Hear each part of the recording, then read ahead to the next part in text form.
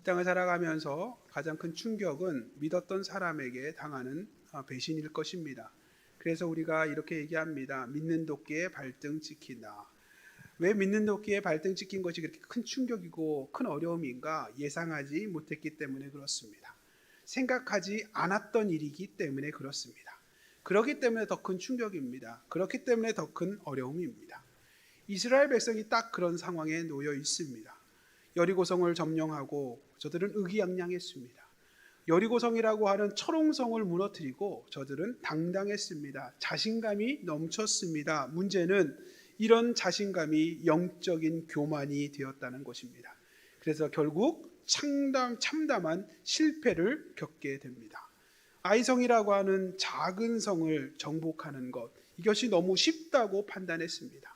그들은 소수이니 우리는 다수이니, 그들은 부족하니 우리는 풍성하니, 이런 식의 자기 경험, 자기 생각을 바탕으로 저들이 아이성을 공격합니다. 그리고 결과적으로 크게 패하여 버립니다. 여호수아 7장 4절 5절을 읽겠습니다. 여호수아 7장 4절 5절 읽겠습니다. 읽습니다. 시작.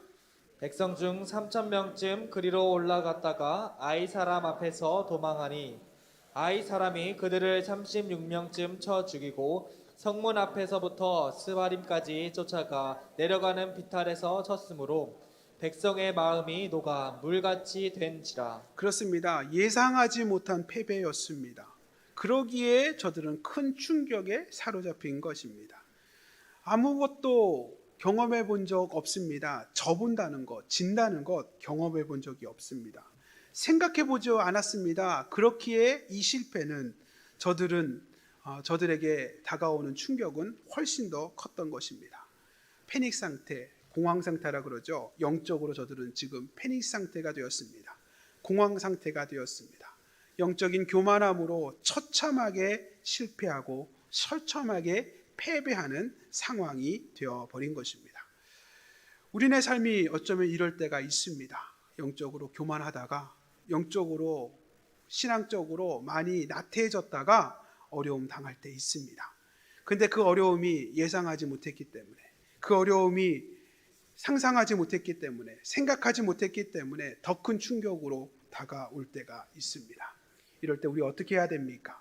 처참한 실패 속에서, 참패한 상황 속에서 우리가 다시 어떻게 회복할 수 있습니까? 우리가 어떻게 다시 승리할 수 있습니까?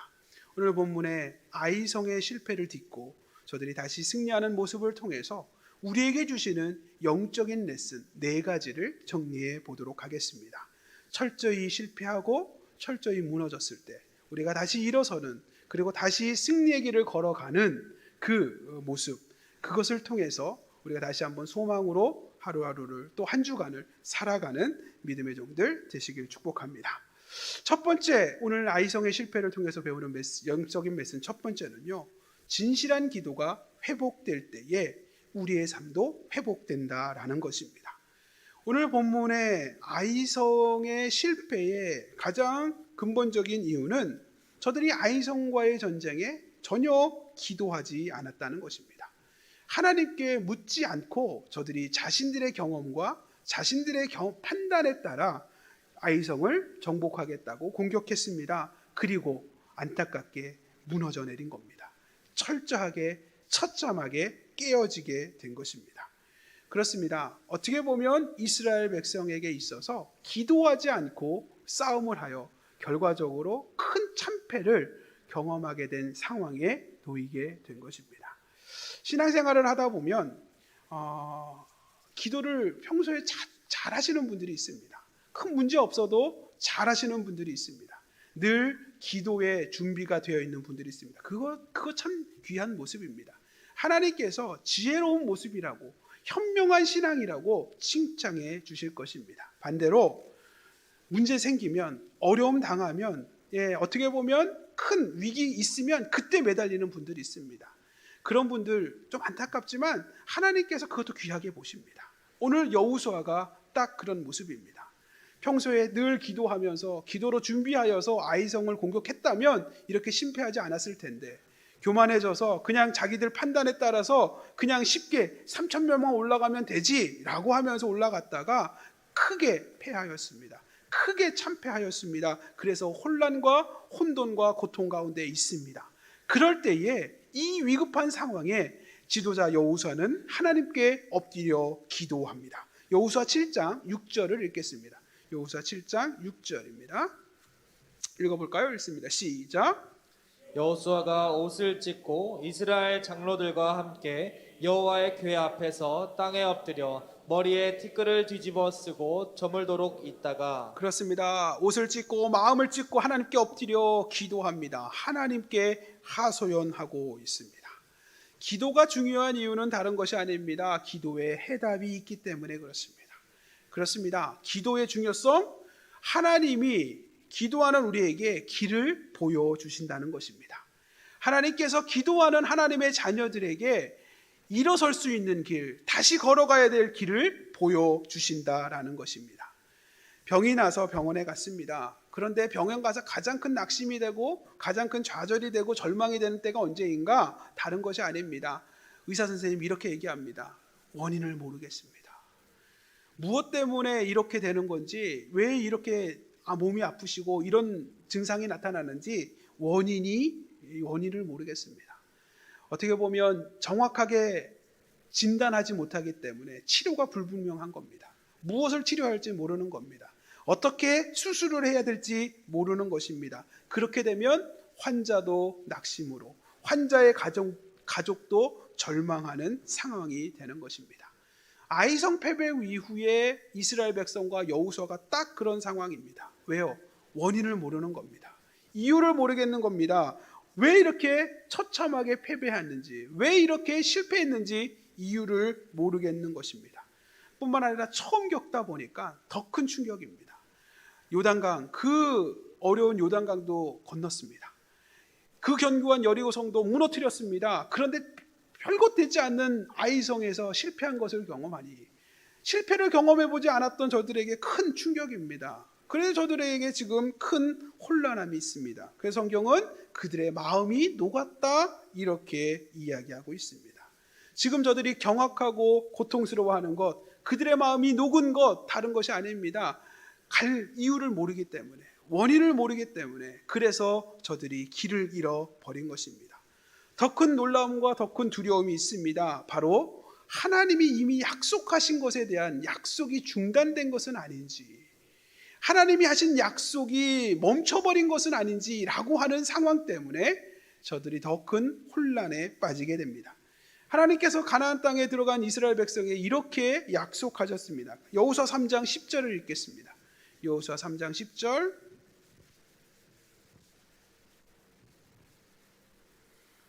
여호수아 3장 10절을 읽겠습니다. 읽습니다. 시작.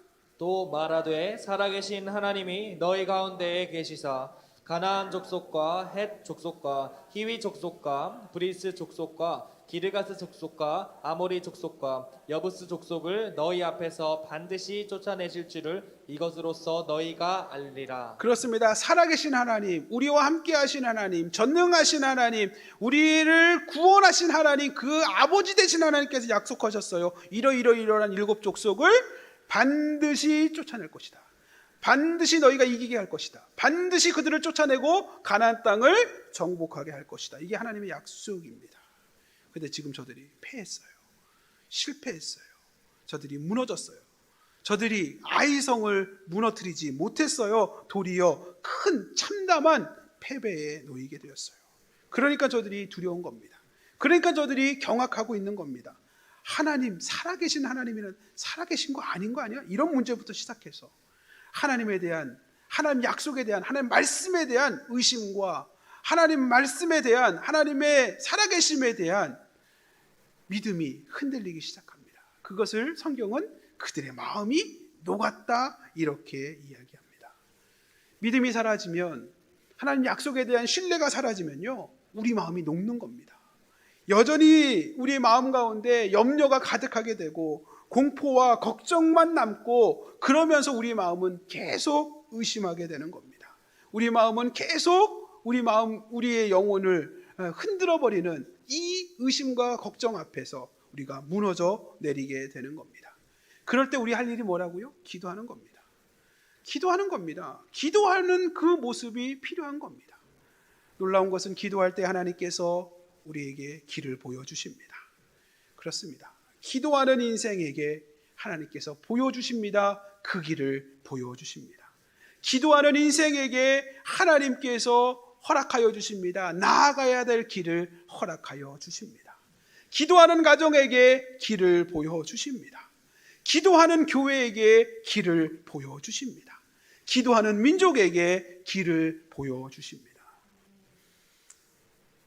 여러분, 여러분의 지금 형편이 어떻습니까? 혹시 여러분의 삶의 형편이 이러지도 못하고 저러지도 못하는 사면초가의 상황에 놓여 있는 분들은 안 계십니까? 어디를 둘러보아도 나아갈 길을 모르는 정말 앞이 캄캄한 답답한 현실 속에 있는 분들은 안 계십니까? 우리는 지금 전례 없는 안개와 같은 인생길을 걸어가고 있습니다. 코로나라고 하는 안개가 우리 가정의 길을, 우리 사회의 길을, 또 우리 인생의 길을 지금 답답하게 어둡게 만들고 있습니다. 이렇게 어렵고 이렇게 어둡고 이렇게 답답한 현실을 우리가 걸어가야 합니다. 얼마나 걱정이 많습니까? 얼마나 염려가 많습니까? 그럴 때 뭐라고요? 기도하는 겁니다. 그럴 때 하나님께 무릎을 꿇고 엎드리는 겁니다. 그러면 하나님께서 길을 보여주실 것입니다. 그러면 하나님께서 여러분이 가야 될 길을 알려주실 것입니다. 뿐만 아니라 하나님께서 기도하는 자와 함께 걸어가 주실 것입니다. 여러분의 자녀들 가운데 막연한 장래에 대하여 걱정하고 염려하는 자녀들 있으십니까?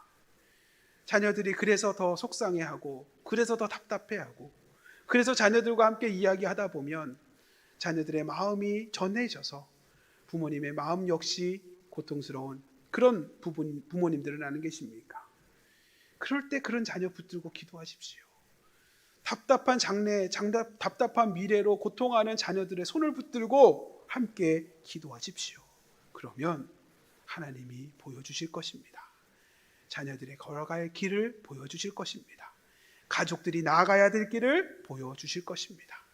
함께 하나님께 기도하며 나아갈 때에 하나님께서 우리의 인생길을, 우리의 삶의 길을 인도하시고 손잡아 함께 걸어가 주실 것입니다. 코로나 시대에 우리 함께 모여서 기도하기 참 어렵습니다. 그러나 우리가 기도의 끈을 놓쳐서는 안 될 것 같습니다.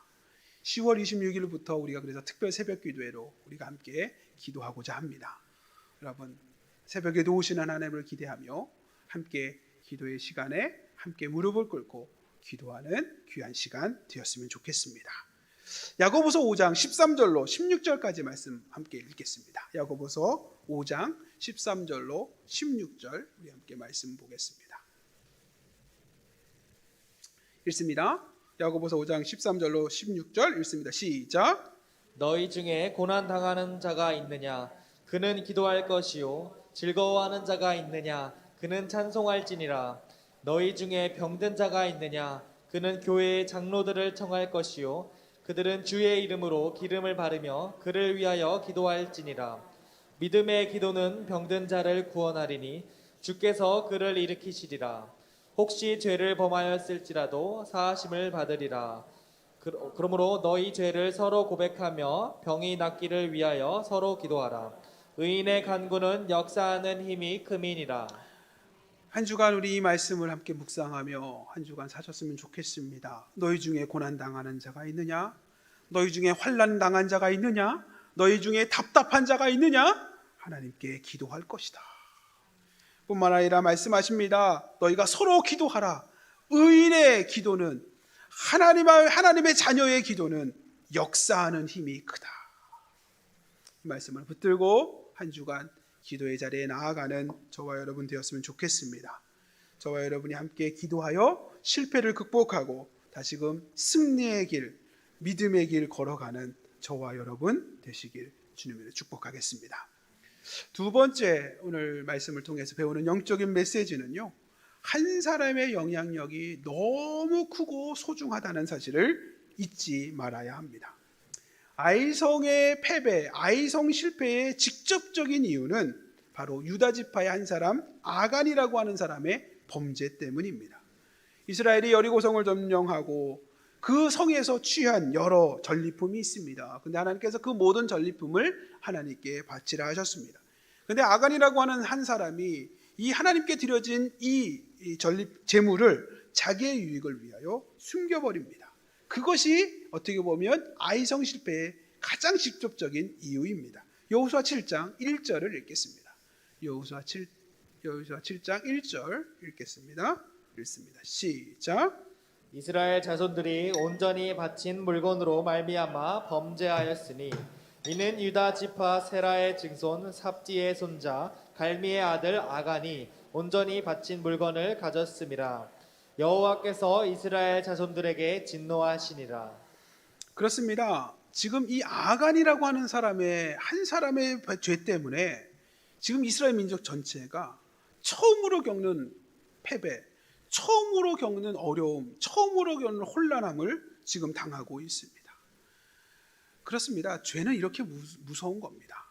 죄는요, 큰 죄, 작은 죄가 중요한 게 아니라 죄 자체가 무서운 겁니다. 여러분, 큰 돌은 연못에 던지면 빠지죠. 가라앉죠. 작은 돌은 어떻게 될까요?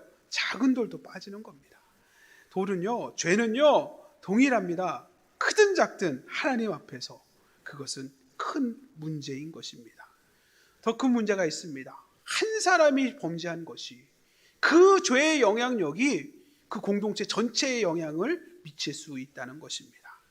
한 사람의 범죄함이 민족 전체를 병들게 할 수도 있다는 겁니다. 한 사람의 범죄함이 우리 한 가정 전체를 나락으로 빠지게 할 수도 있다는 것입니다. 한 사람의 범죄함이 교회 전체에 큰 피해를 입히게 할 수도 있다는 것입니다. 그런 면에서 우리가 여러저러 한 상황 속에 민감해야 합니다. 특별히 죄에 대하여 민감해야 합니다. 부끄러움에 대하여 우리 모두가 조심해야 합니다. 저와 여러분의 신앙이 책임 있는 신앙을 살아야 됩니다. 책임감 있는 삶의 모습을 보여주어야 합니다. 특별히 코로나 시대를 겪으면서 특별히 더 조심스러워진 것 같습니다. 우리 그리스도인 한 사람 한 사람의 경건치 못한 행동 하나는 우리 한국 교회 전체의 전체를 먹칠하는 또는 정책의 이미지를 깎아내리는 그런 결과를 그렇게 나타낼 수도 있다는 그런 무거운 책임감이 느껴지는 시대입니다. 나 한 사람 때문에 교회 전체가 힘들어지면 안 되지 않겠습니까? 나 한 사람 때문에 우리 가정 전체가 병들면 안 되는 거 아닙니까? 나 한 사람 때문에 우리 사회, 우리 직장 전체가 폐쇄되는 것 그거 막아야 되지 않겠습니까? 어떻게 보면 한 사람이 참 특별한 의미로 다가오는 시대를 우리는 살아가고 있습니다. 영적으로 그것이 정확합니다. 한 사람의 범죄함이 한 민족을 병들게 했습니다. 한 사람의 범죄함이 한 나라를 완전히 무너뜨릴 수도 있다라고 하는 사실을 우리는 오늘 본문에서 볼 수 있습니다. 그러기에 한 사람이 소중합니다. 그러기에 한 사람의 영향력이 이렇게 어마어마한 겁니다. 겉으로 볼 때 별 볼 일 없다고요? 아니요. 그 한 사람 때문에 우리 공동체 전체의 운명이 좌지우지 될 수 있습니다. 같은 논리로 한 사람의 범죄가 한 공동체 전체를 죽일 수도 있다면 한 사람의 진실한 기도는 공동체 전체를 살릴 수도 있다라는 것을 기억했으면 좋겠습니다. 고린도전서 12장 26절을 한번 읽겠습니다. 고린도전서 12장 26절. 고린도전서 12장 26절 읽겠습니다. 시작. 만일 한 지체가 고통을 받으면 모든 지체가 함께 고통을 받고 한 지체가 영광을 얻으면 모든 지체가 함께 즐거워하느니라. 그렇습니다. 한 지체의 범죄함이 한 지체의 고통이 모든 지체, 모든 공동체의 고통이 될 수 있는 것처럼 한 영혼이 경건하고 거룩하여 영광 누리면 한 사람 때문에 공동체 전체가, 가족 전체가, 교회 전체가, 이 사회 전체가 영광을 누릴 수 있다라는 것입니다. 그러기에 여러분 스스로 나 자신의 중요함을 꼭 기억하십시오. 하나님 앞에서 내가 얼마나 중요한 자인가를 다시 한번 생각하셨으면 좋겠습니다. 내가 어떠한 사람이 되느냐? 너무 귀한 것입니다. 나같이 보잘것없는 한 사람이 아닙니다. 여러분 한 사람만이라도 하나님 앞에서, 또 하나님 앞에 신앙인으로서 우리가 부족함이 없는 경건하고 거룩한 모습 회복할 수 있었으면 좋겠습니다. 한 사람으로 인하여 한 공동체가 무너질 수도 있듯이 한 사람의 회복을 통하여 공동체 전체가, 신앙 전체가, 사회 전체가 다시 회복되어지고 부흥되어지는 시작이 될 수도 있는 것입니다. 그러기에 저와 여러분이 한 사람의 소중함을 꼭 기억했으면 좋겠습니다. 한 사람의 거룩한 영향력을 꼭 기억하며 살아갔으면 좋겠습니다. 한 사람의 범죄함의 결과가 얼마나 무서운 것인가를 두려움 가운데 기억할 수 있었으면 좋겠습니다. 한 사람의 회복이 얼마나 큰 영향력을 발휘하여 공동체 전체를 살릴 수 있는가 소망을 품을 수 있었으면 좋겠습니다. 우리 교회가, 우리 가정이 한 영혼을, 한 사람을 소중히 여기는, 그리고 한 사람을 통해서 누리는 그 귀한 영광과 거룩함이 공동체 전체에게 선한 영향력으로 나타나는 아름다운 교회, 아름다운 가정 되시길 소망합니다. 우리가 오늘 한 주간 또 사실 때 조심하시고 또 조심하셨으면 좋겠습니다. 건강의 문제도 있고요. 또 여러 가지 삶의 모습과 태도의 모습에서 우리가 항상 조심했으면 좋겠습니다. 거룩한 부담, 거룩한 책임을 가지고 한 주간 하나님 앞에서 또 세상 사람들 앞에서 그리스도인의 품격을 지키며 살아가는 한 주간 되시길 주님의 축복하겠습니다. 세 번째 우리가 살펴보아야 될 것은 물질에 대한 우리들의 태도의 문제입니다. 이 땅을 살아가면서 물질, 쉽게 얘기해서 돈 너무 중요합니다. 우리는 믿음으로 이 물질에 대하여 이런 고백을 합니다. 이 모든 물질, 이 모든 돈의 소유권은 하나님께 있다. 이게 믿음의 고백입니다. 그런데 이 물질의 소유권이 하나님께 있다라고, 물질의 소유권이 하나님께 있다라고 하는 믿음의 고백에 기도도 하고 아멘은 할 수 있지만 정말 그렇게 하나님께 그 소유권을 드리는 것, 이것은 참 어려운 문제입니다. 하나님께서 이스라엘 백성 여리고를 취하라고 말씀하십니다. 여리고성이 무너지고 그곳에 많은 물자가 있습니다. 많은 양식이 있습니다. 많은 풍성한 금은 보화가 있습니다. 그런데 하나님께서 여리고성의 그 모든 물자와 모든 양식에 대하여, 그 모든 금은에 대하여 하나님께 온전히 드려라, 이렇게 명령을 하셨습니다. 여호수아 6장 17절 18절 읽겠습니다. 여호수아 6장 17절 18절 읽겠습니다. 여호수아 6장 17절 18절 읽어볼까요? 읽습니다. 시작. 이 성과 그 가운데에 있는 모든 것은 여호와께 온전히 바치되 기생 라합과 그 집에 동거하는 자는 모두 살려주라. 이는 우리가 보낸 사자들을 그가 숨겨 주었음이니라. 너희는 온전히 바치고 그 바친 것 중에서 어떤 것이든지 취하여 너희가 이스라엘 진영으로 바치는 것이 되게 하여 고통을 당하게 되지 아니하도록 오직 너희는 그 바친 물건에 손대지 말라. 그렇습니다. 여기에 보니까 여리고성을 함락하고 여리고성에서 취할 수 있는 모든 것에 대하여 하나님께서 뭐라고 하면 온전히 바치라는 겁니다. 여리고성에서 취하는 모든 전리품을 온전히 하나님께 바치고 그 바친 물건에 손을 절대 대지 말아라, 이렇게 말씀을 하십니다. 사실 여러 전쟁에서 하나님께서 여러한 것들에 대하여 하나님께 바치라고 할 때 우리가 잘 아는 대로 11조는 소득의 10의 하나를 바치는 거예요. 어떻게 보면 그것이 하나님께서 굉장히 크게 요구하시는 한 모습이라고 생각해요. 그런데 이 여리고성의 이 문제는요, 여리고성 전체 온전히 손 하나 닿는 거 다, 손 하나 대지 말고 다 바치라고 이야기합니다. 왜 그랬을까? 제가 생각해 보니까 이것이 가나안 정복 전쟁의 첫 번째 승리였기 때문에 그렇습니다. 하나님께서 가나안 정복 전쟁을 시작하는데 첫 번째 전투를 하고 전쟁을 치르는데 그게 여리고성이에요. 근데 여리고성에서 첫 번째 대승을 경험하고 큰 승리를 경험했어요. 그러기에 하나님께서도 이 여리고성의 승리를 의미 있게 여기신 겁니다.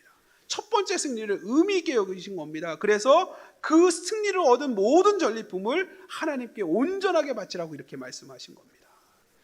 여러분, 여러분의 삶에 있어서 여러 가지 경제적인 여러 가지 일들이 있을 거고요. 여러 가지 상황들이 있어요. 근데 그 중에서 여러분 나름 의미 있는 무엇이 있으면 그 의미 있는 것은 더 가치 있게 여겨지잖아요. 하나님께도 마찬가지입니다. 그래서 하나님께서는 첫 번째 것을 특별히 많은 것들을 생각하십니다. 하나님께서 첫째 아들 장자를 죽이고 살리고 하신 이유가 뭐냐? 첫 번째이기 때문에 그래요. 그렇기 때문에 하나님께서 더 큰 의미를 두시는 겁니다. 제가 그렇게 생각해 보니까 여리고성을 이렇게 함락하여 얻은 전리품을 하나도 손대지 말고 다 하나님께 바치라고, 온전히 바치라고 하신 이유는 딱 한 가지예요. 첫 번째 승리이기 때문에.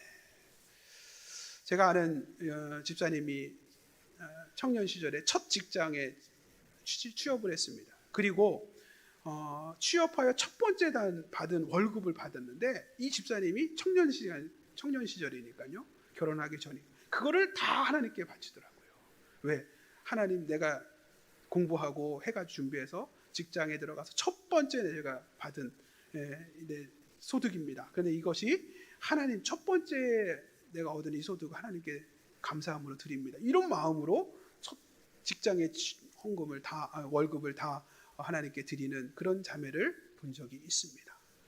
여러분, 그렇습니다. 어찌됐든 간에 이 첫 번째 하나님의 마음이 있었던 것 같아요. 그래서 이야기합니다. 다 온전히 그 첫 번째 승리로 얻은 전리품을 하나님께 올려드려라. 문제는 이 하나님의 말씀을 거역한 사람이 있다는 거예요. 그 사람이 누구냐? 바로 아간이라고 하는 사람입니다. 아간이라고 하는 사람의 마음 가운데 하나님께 모든 것을 드리는 것이 아깝게 여기는 거예요. 하나님이 다 가져가시는 것이 하나님 욕심쟁이처럼 여겨지는 거예요. 그래서 어떡합니까? 그 중에서 자기가 좋게 여기는 금을 취하여 숨겨버렸다, 그렇게 이야기합니다. 그리고 성경은 그것을 탐심이라고 이야기하고 있습니다. 우리 여호수아 7장 21절을 읽겠습니다. 여호수아 7장 21절 읽겠습니다. 여호수아 7장 21절. 여호수아 7장 21절 읽겠습니다. 읽습니다. 시작. 내가 노력한 물건 중에 시날산의 아름다운 외투 한 벌과 은 200세겔과 그 무게가 50세겔 되는 금덩이 하나를 보고 탐내어 가졌나이다. 보소서, 이제 그 물건들을 내 장막 가운데 땅 속에 감추었는데 은은 그 밑에 있나이다 하더라. 이 아간의 고백 가운데 이렇게 되어 있습니다. 금덩이 하나 보고 뭐 했어요? 탐내어 가졌습니다. 탐내어 가졌습니다. 하나님께서 그 모든 여리고성을 함락하고 얻은 전리품은 다 이제 하나님의 것이라고 말씀하셨어요. 쉽게 말해서 소유권이 이제 너의 소유권에서 하나님의 소유권으로 이전되었다라고 선언하셨어요. 근데 아간은요, 하나님께 그 소유권 드리는 게 아까운 거예요. 하나님께 소유권이 이전되는 것이 너무 아깝고요. 그래서 어떡합니까? 몰래 탐하는 마음이 생겼다는 거예요. 그것을 숨겨서 그것을 자기의 소유권을 여전히 붙잡으려고 했다는 것입니다. 그리고 그것이 하나님 앞에서 큰 범죄함이 되었다라고 이야기하는 것입니다. 여러분, 우리 인간은요, 약합니다. 인정할 수밖에 없습니다. 다른 거 없습니다. 가지려고 하는 마음, 소유하려고 하는 마음, 차지하고 싶은 그 마음, 그 탐심의 마음 앞에 우리는 연약한 존재입니다. 돈의 자유로운 인생 없습니다. 물질의 자유로운 마음, 이거 말은 쉽죠. 실제적으로 불가능한 것처럼 보여집니다. 그것이 어떻게 보면 정직한 우리들의 고백입니다. 우리가 살아가면서 우리는 끊임없이 세상 가운데 시그널, 소리를 듣습니다. 시그널, 여러 가지 메시지를 받습니다. 바로 뭐냐? 돈이 행복의 척도라고 하는 시그널을 계속 받습니다. 돈이 내 인생을 행복하게 또 불행하게 만드는 척도다라고 계속해서 우리는 사인을 받고 있습니다. 나이가 들면서 세상을 살아가면서 돈에 대한 불변의 원칙 하나가 있더라고요. 바로 다른 것이 아니라 다다익선이에요. 돈은요, 많으면 많을수록 선한 거예요. 돈은요, 많으면 많을수록 행복한 거예요. 그것이 살아가면서 느끼는 돈에 대한 절대적인 원칙입니다. 다다익선. 그렇기 때문에 우리는 탐심에서 자유할 수가 없는 겁니다. 탐심의 마음에서 자유한 것, 불가능한 것처럼 여겨집니다. 우리가 하나님께 드려진 것에 대하여, 하나님의 소유권을 옮기는 것에 대하여 이건 믿음으로 고백해야 하는데, 이게 현실적으로 참 어려운 이유가 여기에 있습니다. 저와 여러분도 언제든지 아간처럼 될 수 있다는 것입니다. 언제든지 아간처럼 쉽게 탐심에 사로잡혀서 실패할 수도 있고 무너질 수도 있다는 사실을 기억했으면 좋겠습니다. 특별히 우리 신앙생활 하면서 헌금 가운데 11조 영역이 있습니다. 하나님 앞에 드려지는 내 모든 소유가 하나님의 것입니다. 소유권이 하나님에게 있습니다 라고 하는 고백의 한 단초로 소득의 열의 하나를 하나님께 올려드리는 것입니다. 그것이 사실은 대단한 믿음의 고백인 것이 사실입니다. 그러나 어쩌면 이것은 또 당연한 믿음의 고백이 되어야만 되는 겁니다. 은퇴하셨는데 한국 교회의 여러 목사님들 가운데 많은 분들이 존경하고 또 그분 설교를 좋아하는 목사님 김동호 목사님이라는 분이 계십니다. 1년 전에 폐암 판정을 받고 수술도 하시고 항암 치료하시고 지금 치료하시는데 우리 전사님 말씀으로는 양평 어디에서 지금 요양하시면서 그 생활하고 계시다고 합니다. 이분이 당신이 암 판정받고 여러저러한 치료 받으면서 너무 고통스러워 막 졸도도 한 2번 하시고 뭐 항암 치료하면서 이런 과정들을 겪으면서 너무 힘드셨다는 거예요. 그런데 알고 보니까 자기는 몰랐는데 항암 치료하면서 암 치료를 해보니까 우리나라에 암 환자가 그렇게 많고 암 환자 가족들의 마음이 얼마나 무너지는가를 느끼게 됐다는 거예요. 그래서 그 목사님이 새벽 6시에 그 전날 이제 한 15분 정도 말씀을 묵상한 것을 녹화를 뜹니다. 그리고 유튜브에 그래서 올립니다. 매일매일 자기가 경험하고 하나님의 은혜를 고백하는 그 말씀 앞에서 누리는 그 은혜들을 영상으로 찍어요. 그것을 날마다 기막힌 새벽 이런 이름으로 날기새 이렇게 요약해서 이렇게 합니다. 수만 명이 아니 수십만 명이 지금 매일같이 그렇게 매일 올라오는 그 영상 메시지를 들으며 위로를 받고 힘을 얻고 있다고 합니다. 뭐 기독교인만 그런 게 아니라 많은 불신자 교회 안 다니는 분들도 이렇게 같은 그 암 치료의 어떤 상황 속에서 큰 위로를 받는다라고 하는 그런 댓글들을 많이 올리고 있다고 합니다.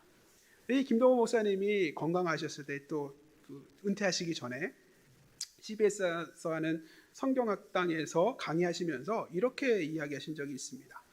하나님께서 김동호 목사님에게 이렇게 물어보실 때가 김동호 목사야, 네가 이제 일생에 딱 한 가지 설교만 해야 된다면 네가 해야 되는 한 가지 설교가 어떤 설교냐라고 물어보신다면 자기는 주저하지 않고 창세기 3장 선악과 설교를 하겠다라고 이야기를 하시더라고요. 그러면서 창세기 3장 선악과 설교의 핵심은 뭐냐? 다른 것이 아니라 하나님이 주인이냐, 네가 주인이냐 이 싸움이라는 거예요. 선악과 설교의 핵심은 하나님이 주인이냐 아니면 네가 주인이냐. 인생의 주인이 하나님이시냐 네가 인생의 주인이냐. 물질의 주인이 하나님이시냐 물질의 주인이 너희냐. 이것이 선악과의 메시지라는 거예요. 그리고 그것이 믿음의 싸움이라고. 자기가 마지막으로 해야 되는 한 개의 설교가 있다면 창세기 3장 선악과 설교 그거 하겠다고 그렇게 말씀합니다. 그러면서 얘기합니다.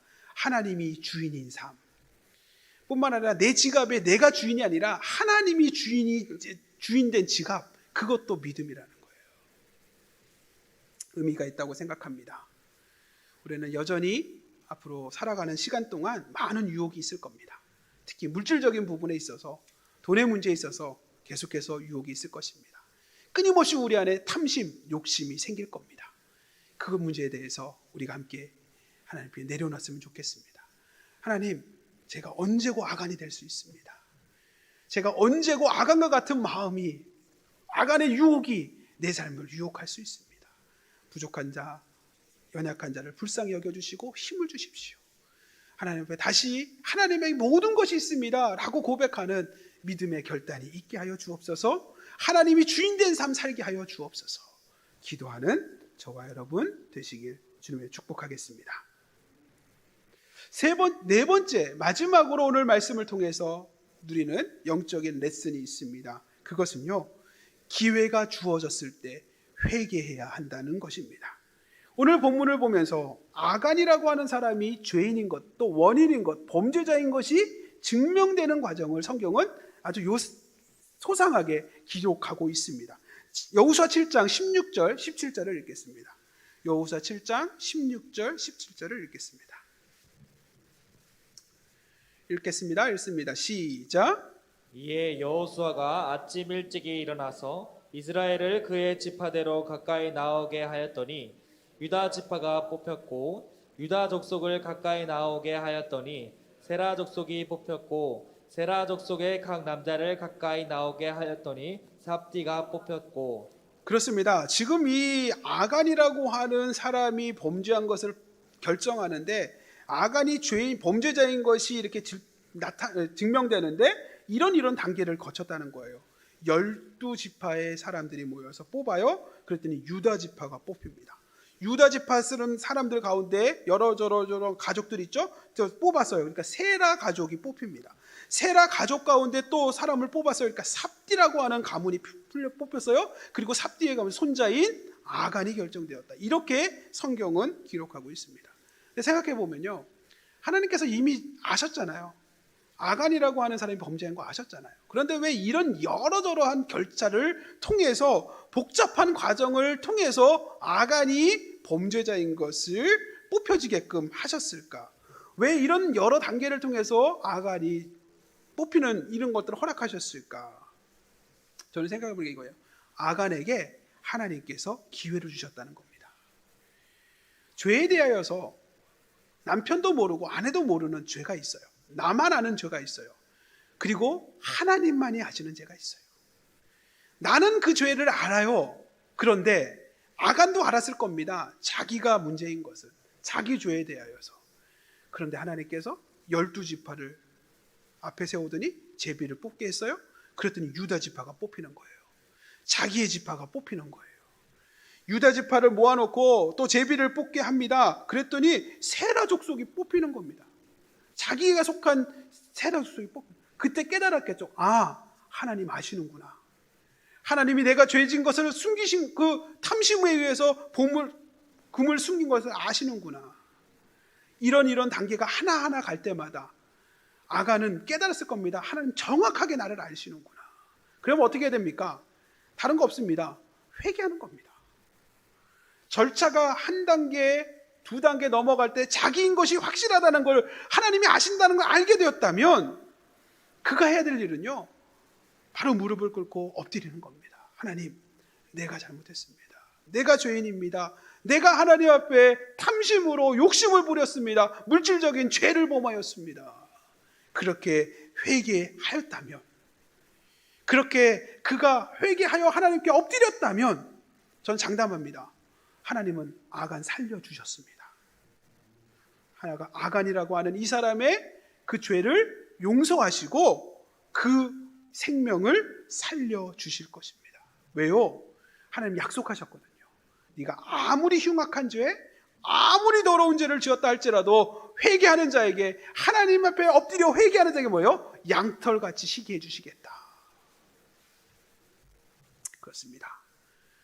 회개는요, 기회가 있을 때 회개하는 것입니다.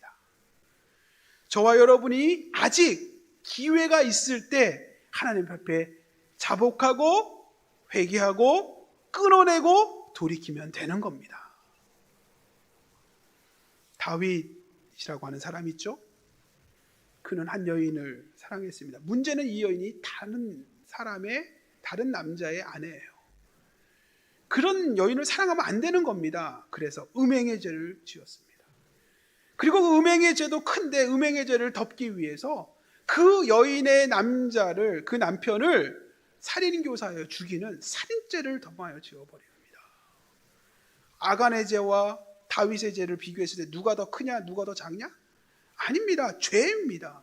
하나님 앞에서 죽을 수밖에 없는 죄입니다. 그런데 하나님께서 나단 선지자를 통해서 다윗을 꾸짖자 그는 뭐합니까? 바로 엎드려 하나님께 기도합니다. 회개합니다. 내가 죄인입니다. 내가 잘못했습니다. 하나님, 나를 용서해 주십시오. 놀라운 건 다윗은 살았다는 겁니다. 그리고 다윗은 용서함 받았다는 겁니다. 저와 여러분도 마찬가지입니다. 이 땅을 살아가면서 저와 여러분이 완벽하게 거룩해질 수 있는가? 저와 여러분이 돈에 대하여 완벽하게 경건할 수 있는가? 자유할 수 있는가? 저와 여러분이 내 안에 있는 정욕과 탐심에 대하여 완벽하게 컨트롤할 수 있는가? 불가능합니다. 안 됩니다. 저는 목사이지만 저 역시도 안 됩니다. 이 땅에 있는 모든 사람 자유롭지 못합니다. 여전히 죄의 유혹에 넘어질 때 많습니다. 실패할 때 많습니다. 그러나 중요한 것은 기회 있을 때, 그 기회가 뭔지 아세요? 회개할 기회. 하나님께서 회개할 기회 주셨을 때에 하나님 앞에 엎드려 회개하는 겁니다. 그리고 그것이 믿음이에요. 그것이 하나님 우리에게 허락하신 은혜, 사유하시는 은혜를 누리는 방법이에요. 저와 여러분이 한 주간을 살아가면서 이 은혜 누렸으면 좋겠습니다. 사유하시는, 용서하시는 하나님의 은혜 누리는 저와 여러분 되었으면 좋겠습니다. 하나님과 나만이 하는 어떤 죄에 끊어내지 못하는 습관이 있습니까? 죄의 문제가 있습니까? 부끄러운 모습이 있습니까? 그거 하나님께 인정하고 회개하고 돌이켰으면 좋겠습니다. 왜요? 아직 우리에게 기회가 있어요. 하나님께서 아직 우리에게 기회를 주셨어요. 이제 유다 지파 뽑혔어요. 이제 세라 족속, 삽디 지파, 그 중에 그의 손자 아간까지 아직 기회가 있어요. 그럼 뭐 합니까? 돌이키고 결단하고 하나님께 엎드려 회개하면 하나님이 용서해 주십니다. 여러분의 삶의 가정의 모습이 혹시 어려움 가운데 답답한 현실 속에 있습니까? 그 답답하고 어려운 문제의 근본적인 원인 가운데 하나님과 나만이 안 어떤 죄의 어떤 문제가 연결고리가 있다면 아직 기회가 있습니다. 끊어낼 수 있습니다.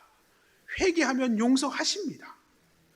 하나님께서 용서하시는 그 은혜의 손길을 붙들고 하나님께 회개하고 결단하여 다시 일어서는 저와 여러분 되었으면 좋겠습니다. 하나님께 회개하는 건 부끄러운 것 아닙니다. 하나님께 회개하는 건 자존심 상하는 거 아닙니다. 지혜입니다. 하나님 주신 은혜입니다. 우리는 그 은혜를 누리는 저와 여러분 되었으면 좋겠습니다. 회개하여 다시 한번 하나님 앞에 소망을 품고 한 주간 다시 소망의 길을 걸어가는, 다시 하나님 주신 은혜의 길을 걸어가는 믿음의 종들 되시길 소망합니다. 기억하십시오. 하나님 여러분 사랑하십니다. 그 사랑의 모습 다른 거 아닙니다. 사랑하는 아들아, 사랑하는 딸아, 내가 여전히 너의 손을 벌리고 기다리고 있단다.